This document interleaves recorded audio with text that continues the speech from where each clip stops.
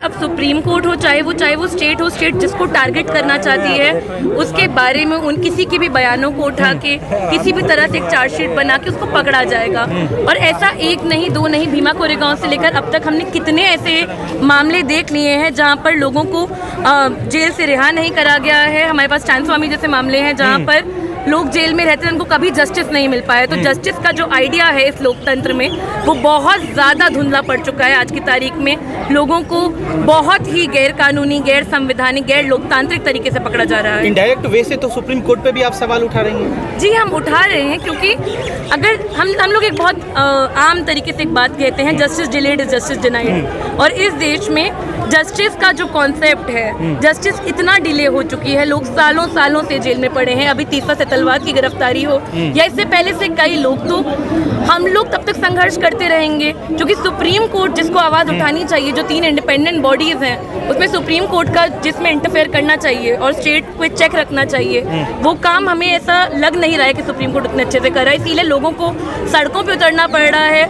लोगों को अपना प्रतिरोध दर्ज कराना पड़ रहा है, जिससे कोई इस बात का संज्ञान ले। फ्यू लोग ये कैसे डिसाइड, मैं आपसे सवाल कर रहा हूँ फिर इनके पास, फ्यू लोग कैसे डिसाइड कर देंगे कि जो डेमोक्रेसी का डिमोलिशन हो चुका है, क्योंकि लोग तो कम है, आबादी तो 130 करोड़ की है। 130 करोड़ की आबादी है। बात यह है कि लोकतंत्र का मतलब क्या होता है। लोकतंत्र का मतलब ये है कि यहाँ पर जनतांत्रिक आवाज़ें, लोगों की आवाज़ें हैं, और अगर कुछ लोगों से शुरुआत नहीं होगी, एक इंसान आवाज़ नहीं उठाएगा, धीरे धीरे लोग आवाज़ नहीं उठाएंगे। तो इसी तरीके से ये हर तरह की कोई भी आवाज़ हो जो स्टेट को, जो अथॉरिटी को, जो सत्ता को किसी भी तरह के सवाल उठा रही है, उसको चुप कराने का एक, हर इंसान को खुश कर पाएंगे नरेंद्र मोदी साहब? हर इंसान को खुश करने की जनता को तो कर पाएंगे सर, बहुत हर इंसान की बात करते हैं। इस देश की बहुसंख्यक आबादी कौन है? वो मजदूर वर्ग है, वो किसान वर्ग है।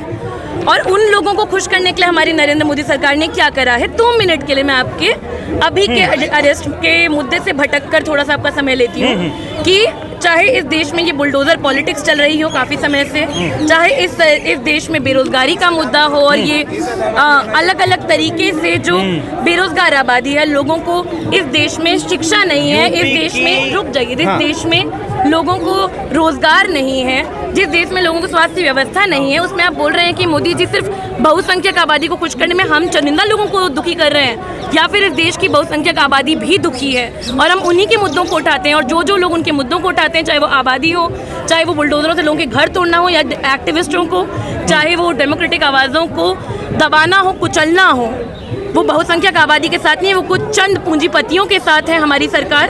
और की जनता ने एक बार फिर से प्रूव कर दिया कि यूपी की जो आबादी है नरेंद्र मोदी के साथ है। कितने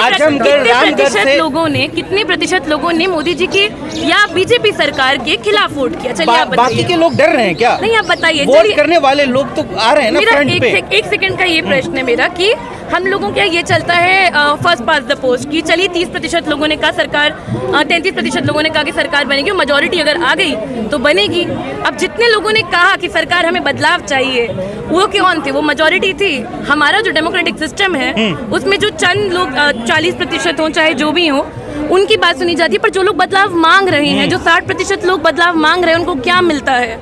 उनको यही मिलता है जो ये टोकन दे देते हैं हर थोड़े दिनों में। इस साल का बजट देख लीजिए, जिसमें कोई अच्छे बहुसंख्यक लोगों की नई स्वास्थ्य व्यवस्था के लिए, नए हॉस्पिटल खोलने के लिए, नए स्कूल खोलने के लिए बातें नहीं होती हैं। हमारे यहाँ बातें होती हैं तो हवाई बातें होती हैं। क्या है विकल्प, क्या है हिंदुस्तान के आवाम के पास? विकल्प ये है कि हम पहले जनता के हित की, जनता की बातें सुने। जनता, अगर नीतियाँ किसके लिए बनती हैं? इस जनता के लिए बन रही हैं। तो अगर हम जनता के खिलाफ जाएंगे और अगर जनता किसी भी नई पॉलिसी का विरोध कर रही है तो उसको बहुत बुरी तरीके से मारा जाता है, दबाया जाता है, कुचला जाता है। अभी कॉन्ट्रैक्चुअलाइजेशन का एक मुद्दा उठा था, लेबर कोड का मुद्दा उठा था। आप ही बताइए, क्या 8 घंटा काम करने की बात जो है वो अब उतनी मान्य नहीं रही है? अब नया लेबर कोड आ गया है हमारे देश में, कोरोना हो गया है, उसके बावजूद इस देश में कोई एक नया अस्पताल ना खोले हो, कुछ बेड ना कहने, बस कुछ कोविड सेंटर बना दिए गए थे, वो भी कुछ समय के लिए। शुक्रिया। आपकी आवाज को दबा दिया जा रहा है, आप लिखें अच्छा कौन?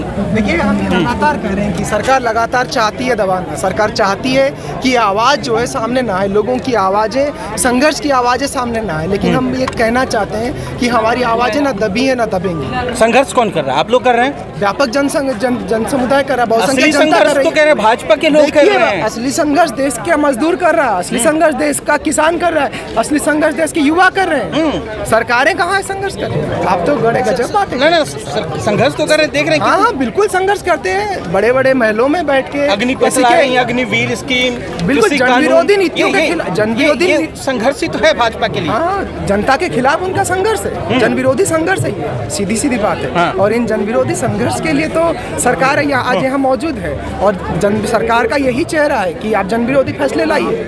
आप लगातार जो जनता बयान की, नहीं सुना, कमल खिलेगा, खिल गया कमल।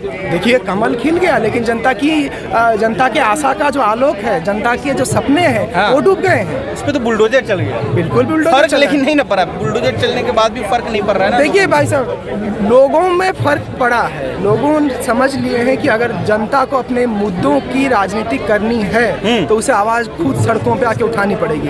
देश की सरकार जनता की आवाज़ नहीं सुनती है, ना देश की सरकार जनता की आवाज़ सुनना चाहती है। हमें व्यापक बहुसंख्यक जन समुदाय को, जो उसके असली मुद्दे हैं, शिक्षा है, स्वास्थ्य है, रोजगार है, इनके मुद्दों को सामने ला रही है। और ये सरकार डरी हुई है, लगातार डरी हुई है, क्योंकि सरकार को डर है कि उसके खिलाफ जो आवाज़ें उठ रही है, जो 60% जनता जो सरकार का समर्थन नहीं कर रही है, जो पहले कर रही थी 40%, उसका भी एक बहुसंख्यक हिस्सा अब समर्थन नहीं कर रही है। तो सरकार को न केवल अपने लिए डर है, बल्कि सरकार को ये डर है कि उसके जो काले कारनामे हैं, सरकार के जो डर है, जो जनविरोधी नीतियाँ हैं, वो जनता के सामने खाया जाए।